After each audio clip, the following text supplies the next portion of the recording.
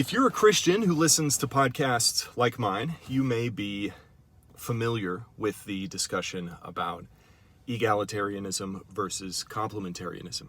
And hopefully, if you're listening to this podcast, you are a complementarian. And recently in the Christian, especially the Reformed Christian sphere, there is a controversy within complementarianism. And there's kind of a split where there are complementarians versus people who call themselves patriarchalists, or people who are arguing for biblical patriarchy. And I think that's a totally okay distinction to make. I think it's totally cool to call yourself a patriarchalist or say that you are for biblical patriarchy. I myself am, as long as we are not doing it to the detriment of our allies. I think people who are not familiar with this fight are totally consistent and can be biblical in calling themselves complementarians. I think the issue arises when in the complementarian sphere in the church, a lot of people who claim to be complementarians are people who say, let their wives preach on Mother's Day. And instead of saying, well, those are complementarians, I'm going to create a new thing that's even more hardcore and awesome, we could just say, well, you're not actually being a complementarian, because in the actual definition of the word complementarian, that's a good thing. Complementarianism is true per se. Certainly, there are people within complementarianism who do it wrong, and that doesn't necessarily mean that we need to break off and create some new kind of thing. However, I think it's a wonderful distinction to make, to say that we are for biblical patriarchy. So, I'm on your team if that's you. I want to dive a little deeper into this conversation about patriarchalism versus complementarianism. But to do that, first, I need to talk about a seemingly completely unrelated issue, which is abortion, specifically abolition and incrementalism. Now, I'm throwing out a lot of words here. I'm going to explain all of them.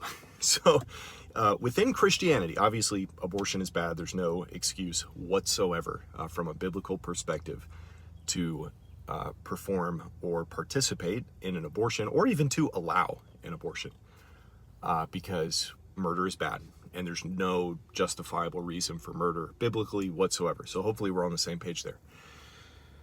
But within the sphere of people who completely disagree with abortion, there are two groups, much like the complementarians versus the biblical patriarchalists. Both are against, or well, I don't even want to say complementarians. Let's say the inconsistent complementarians versus the biblical patriarchalists. I think there are extremes on both sides of actually both of these issues. I think you can hold both positions, and let me explain this. I think you can hold both positions in a biblical way, and I also think you can hold both positions in a non-biblical way. Now, I think a person who inconsistently holds to biblical patriarchy, I wouldn't actually call them a biblical patriarchalist. I would just call them being unbiblical. And I also think a person who inappropriately or inconsistently or unbiblically holds to abortion abolitionism, I wouldn't actually call them an abolitionist. Or anyway, so a phrase has been thrown out by Doug Wilson called smash mouth incrementalism in regards to the abortion discussion. Debortion. And I think that is the correct biblical view to have. Some people don't like the term smash mouth incrementalism just because it includes the word incrementalism, and that's kind of a dirty word. But I don't care. That is a very clearly defined position, and the way Doug Wilson has defined it is, I think, great.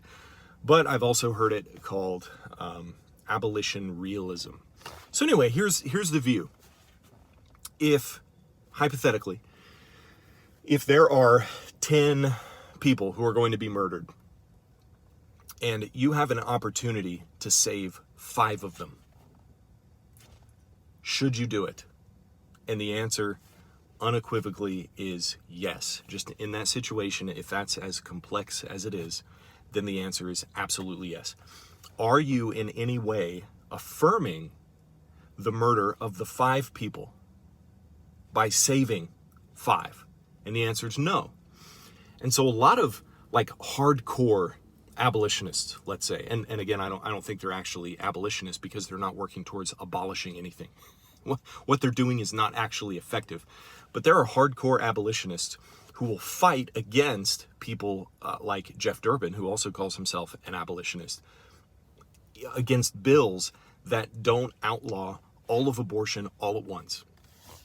And certainly there is nuance in this discussion where, maybe there's a law that's going to be passed that saves a bunch of babies, or that brings the age of legal abortion much younger, except it makes it much more difficult to destroy that law in the future.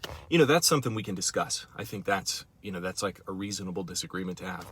But if somebody is standing on the ground of any law is bad that saves the lives of babies if it doesn't save the lives of all babies, and so I'm going to stand against that, then what ends up happening is that you are teaming up with the enemy, and this has actually happened, like with Jeff Durbin, for example. The abolitionists are teaming up with Democrats to defeat Jeff Durbin and the bill that he's trying to support, for example. And so before I dive deeper into that, I need to, this is like an analogy within an analogy. I want to talk about something else, which is depending on who you ask, the 11th commandment of jellyfish Christianity, which is thou shalt be nice. Now, being nice often is a good thing. It's good to be nice, generally, we can say that. But also, there are situations where being nice is one of the absolute worst things that you can do. And in the name of something good, which is niceness, there are people who, in the name of niceness will destroy absolutely everything. And this happens in churches. I've had experiences personally in multiple churches where I have been attacked and berated, and to the point where I had to leave because those people were so nice. I was kicked out of a Bible study one time because by nice people, because I was offending people with the way that I was interpreting the Bible. Like, for example, we were going through the book of Daniel, and this was during the lockdowns. And they didn't want to talk about, and I was gentle about this. I was being what I consider to be nice. But I wanted to say, like, hey, by the way, every single chapter in the book of Daniel shows Daniel doing some kind of civil disobedience to the government that he is supposed to be submitting to, right? Therefore, there must be a way that we are allowed to do civil disobedience too. And it just so happened that the church that they were all a part of was a church that was totally on board with the lockdowns, totally on board with forcing people to wear masks. And in the name of niceness, because of my opinions that they could have disagreed with me on, and we could have had a good discussion about it, they said that I am not welcome back to that Bible study. So in the name of niceness, in the name of doing something good, what you're actually doing is destroying things.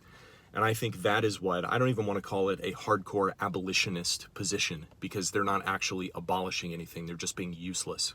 And so that's what I think a certain kind of hardcore abolitionist position on abortion accomplishes, which is absolutely nothing.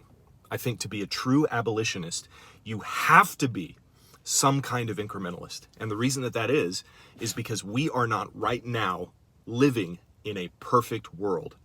And so we have to be realists when it comes to the world that we live in. We have to actually be able to look around us. This is a theme in a lot of my videos. We have to be able to look at reality and read it for what it actually says. If I want to save the world, I have to start with one thing. I can't just snap my fingers and save the entire world at once. I can't just pass one law in one place and save everything, everywhere, all the time. And I think that, unfortunately, is what abolitionists think. And they think it for, I don't know, let's say a good reason, even though it's not a good reason. I don't think they have evil intent in their heart, usually. I don't think they intend to destroy a biblical position. although that ends up to be what happens. I think they really want to do something good, and they just have it twisted because they're not aware that there's actually no way that you can accomplish the thing that you want to accomplish without increments, without saving some babies and then working our way towards that. It has to be that way. Now, let's say I'm wrong, and let's say there's a law that is passed that is going to save all babies all the time, everywhere. Like, I'll vote for it, absolutely. And so, in fact, an incrementalist will not, or let's say a biblical incrementalist, let's say a smash mouth incrementalist, or an abolition realist, I want to use the common parlance here. A biblical incrementalist, a abortion or an abolition realist, a smash mouth incrementalist will support all of the bills and laws and stuff that the abolitionist wants. We will support your team, but the hardcore abolitionist, the inconsistent, the unbiblical abolitionist will fight against the smash mouth incrementalist. Understand? So in other words, the smash mouth incrementalist wants to team up with more people and wants to actually get things done. We are the ones who are interested in not binding the consciences of the other people. They want to bind our conscience to say you cannot support something whatsoever. The hardcore, inconsistent, unbiblical abolitionists. You can't support anything whatsoever that doesn't save the life of every single baby all the time, everywhere. I think that's evil. I'm going to say it. I think that's horrible. Not only are you binding people's consciences, but you're not actually accomplishing anything. You're being entirely useless. And you're binding somebody's conscience. You are responsible for exactly the same kind of thing that led churches to force people to wear masks. You're binding people's conscience in something that the Bible is not, does not explicitly say. Now, some people would point to verses that, obviously we all agree that murder's wrong, but there's, I think, a verse in Psalms or Proverbs that I heard in a recent debate between an abolitionist and an incrementalist. And by the way, both of them were theonomists. Both of those were general equity theonomists in the debate that I listened to. And the abolitionist straight up said, yes, if there was a law that would save 5 babies but not 10 babies, I would not support it. He straight up said that. And I was like, this guy's nuts. This guy's absolutely insane. He is not accomplishing anything. He is harming the ability of biblical Christians to do good, and that sucks. And we cannot be in that position. So, I think I've covered that enough. Argue with me in the comments. I read all of them. No matter how stupid they are.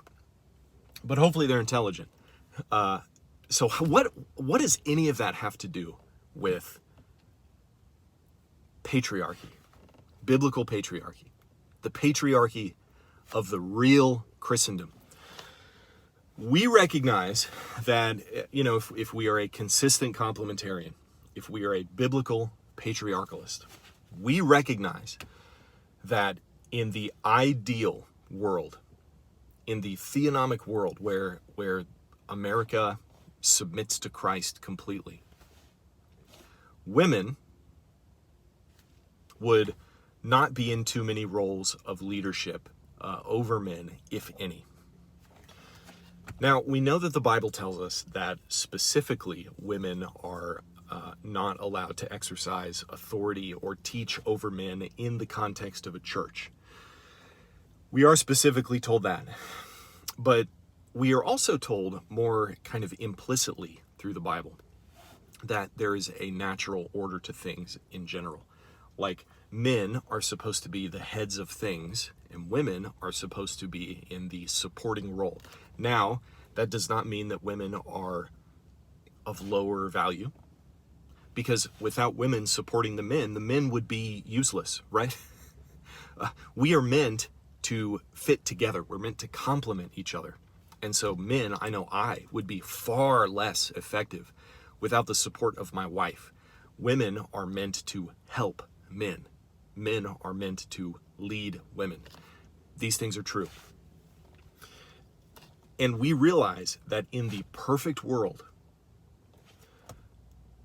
that is the way that things would be. Men would be exclusively in politics. Men would be, owners of businesses and, whatever. Just men are generally more well suited to leadership positions, and women, in the natural order of things, are in support positions. However, let's be realists for a moment. Let's talk about right now. There are a lot of debates, a lot of kind of nasty debates that go on. You see this on Twitter, and I have been thinking, I want to grow on Twitter and get a Twitter following, and maybe I'll post stuff sometimes, but I lurk on Twitter sometimes, and it is an awful, horrible place. I hate Twitter. Twitter sucks. It is the definition of an echo chamber, and the way to grow on Twitter effectively, that I have come to the conclusion of, is to just say as many controversial garbage takes as possible. Say things that you can twist into a pretzel and be true in some way. And be as offensive to as many people as possible because you didn't clarify your position, because you can't, because you only have a limited number of characters to type unless you pay money for it. I don't like Twitter. Twitter sucks. But on Twitter, people sharing these twisted up perspectives of something that in a hazy mirror resembles truth. You see a lot of people saying things like women shouldn't be in politics, women, or don't vote for women, or you see people sharing like the argument that happened recently between Marjorie Taylor Greene, or whatever her name is, and Alexandria Ocasio-Cortez, and they're like, see, this is why women shouldn't be in government, get these women out, it should only be men, whatever. And I agree that in a perfect world, in Christendom, that is not the case. However, if we're being realists, if we're thinking right now, I want conservative, Christian, consistent women in politics over weak men. So if I have two choices, and it's a Democrat man, or if it's a conservative woman, consistent and Christian, I am, without a doubt, going to vote for the woman. Because that woman is going to be more likely to get us towards the world where it is no longer necessary for her to be in that leadership position. You understand? There are people who criticize people like Allie Beth Stuckey. Doug Wilson has even come out in her defense before because she has been getting attacked. Does she say things that are wrong? Is her theology 100% correct? No, of course not. Very few people's theology are completely correct. I can think of one, Jesus. But if we are being consistent, it infuriates me. It's like you are the same kind of people who say women shouldn't have podcasts and women should be, and people literally say this. This isn't just exaggeration. Women should not be anywhere but making sandwiches. That's false. That's absolutely false. That is the caricature that the left accuses us of. Like, you think women should only be in the kitchen, except some people actually believe that. If you believe that, or, well, hopefully if you're listening to this podcast, you're a little more reasonable than that. But if you know people who actually believe that, they are the enemy. They are preventing us from creating that world where women can fully live out their God-given role. They are preventing the world from happening where men can truly live out their God-given role of being leaders. Because in a world where so many men are weak and they suck at being men, therefore, good women are required to step up in those positions of leadership. In the debate between complementarianism and egalitarianism, the egalitarians, they want to say women can be pastors, women can do every single thing that men can do. That is not what I'm saying whatsoever. Because it's very clear that women under no circumstances, even though that we're not in a perfect world, just because the Bible explicitly says this, in no world can women be a pastor, just because that doesn't fit the category of pastor. The Bible says that they cannot. But I think in other positions of leadership, it might be very good for a woman to be in those positions. And so, in the debate between complementarians and egalitarians, the people who think women can be pastors, will point to verses like, or point to stories or passages like, well, hey, there was Esther and she was a leader. And, Deborah was a leader. And there was Priscilla and Aquila. They were leaders, or, Priscilla was a female leader, even though in that case she was with her husband Aquila, and so I don't think that applies too well. But anyway, the point is, those verses do not prove their point. Those verses do not prove the egalitarians' point that women can be pastors.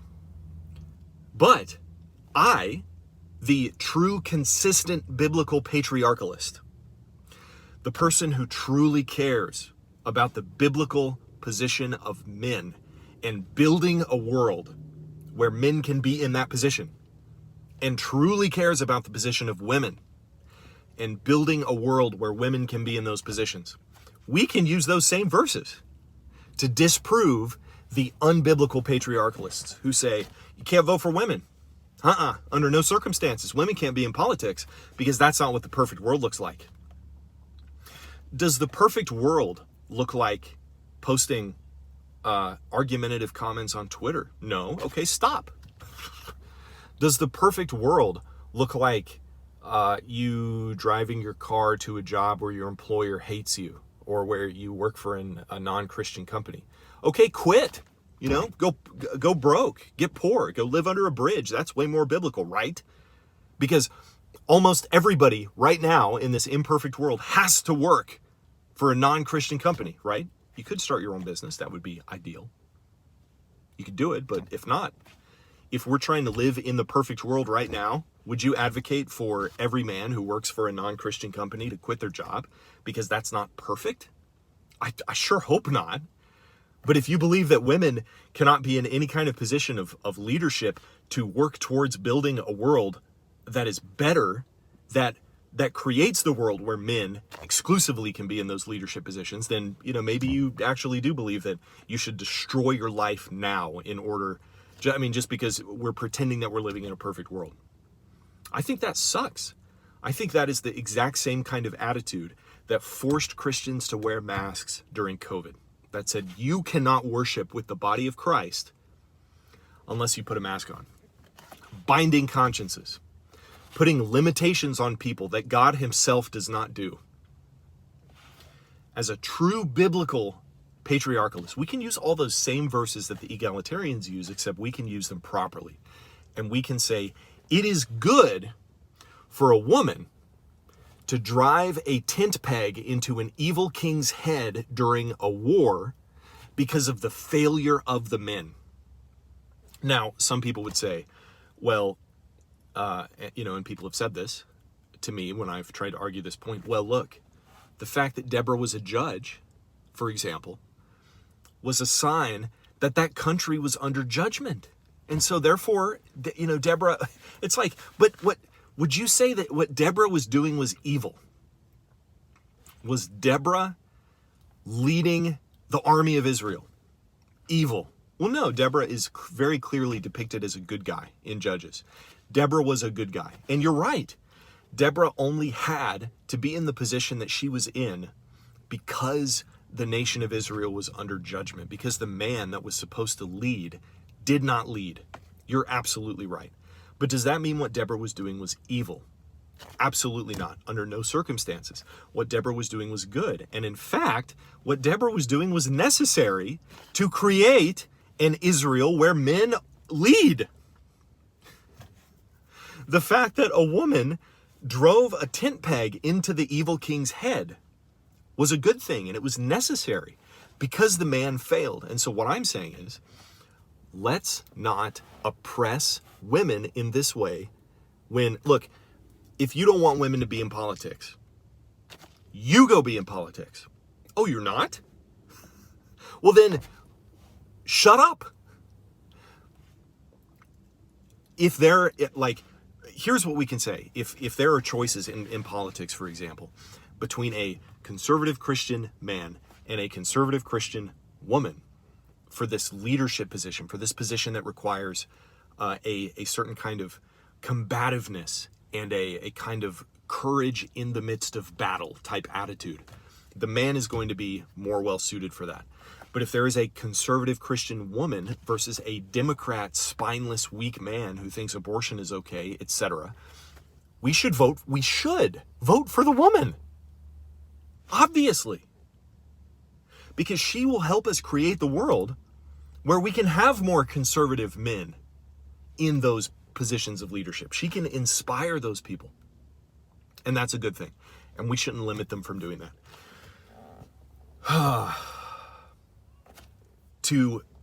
To limit women from those roles, from those positions, I think is to actually be exactly the opposite of a biblical patriarchalist. Because what you are doing is working towards a world where it is impossible for biblical patriarchy to actually be instituted. Exactly like the unbiblical, inconsistent abortion abolitionist. What you're actually doing is nothing.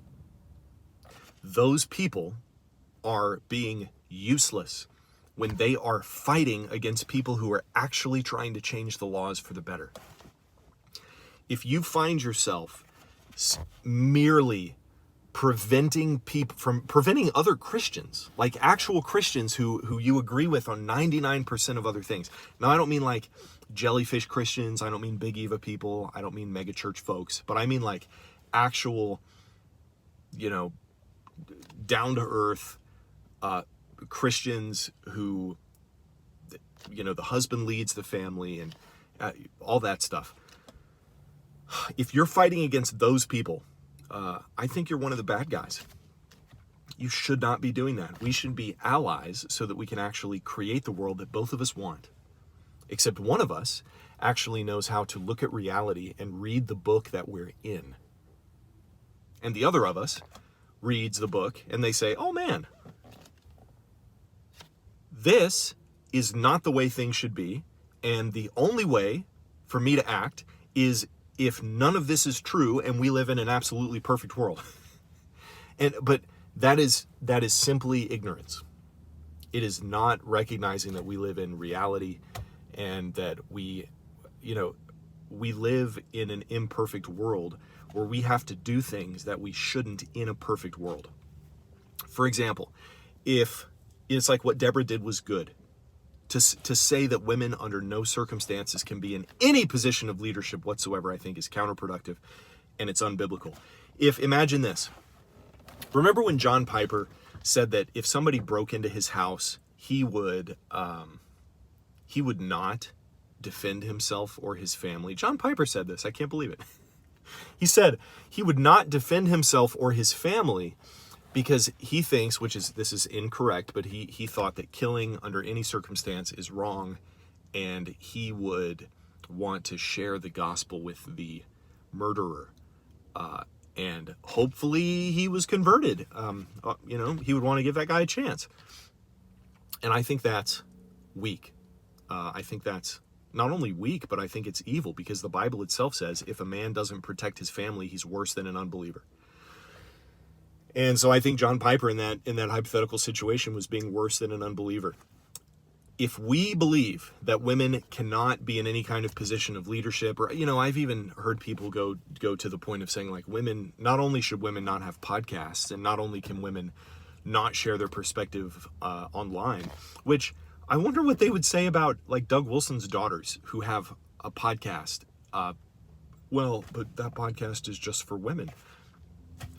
Yeah, maybe, but they're still out there and they're still sharing their opinion. And I listen to their podcast too, because my wife listens to the podcast. So to say women aren't allowed to have podcasts is just stupidity. But consider what John Piper said, where it basically amounts to you should not defend your family. What if you weren't home, you were out working at your job extra late, and your wife is home and a burglar breaks in? Now, it is a man's job to go to war. right? Of course, men fight. Women are not made for combat. Men are. So therefore, if you're one of those hardcore patriarchalists, you would rather have your family be murdered if somebody breaks into your house than have your wife commit the egregious sin of picking up the gun in the house and blasting the burglar, blasting the person who's going to murder your entire family. Right? I think if you're being truly consistent, if a person is under the opinion that, women can't have podcasts, women can't be in politics, women can't be in positions of leadership,